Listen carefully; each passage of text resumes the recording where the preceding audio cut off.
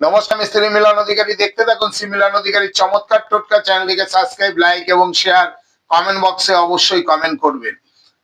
দেখুন, বিপদের কোনোদিন হাত পা হয় না, আর বিপদ কিভাবে আসে এটাও কেউ বলতে পারে না।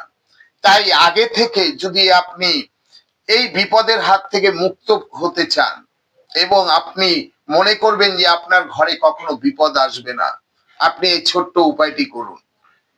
আপনি যে কোনো শনিবার কিংবা মঙ্গলবার এই কার্যটি করবেন।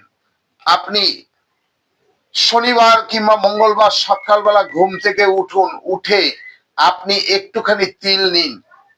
আর কি করবেন, একটুখানি কালো সর্ষে একটু ঘি মাখিয়ে নিন, নিয়ে একটি পোটলা করুন, করে আপনার ঘরের চতুর্দিকে ঠেকিয়ে আপনি পরের দিন কোনো নির্জন স্থানে ফেলে আসুন। কখনো আপনার ঘরে বিপদ আসবে না।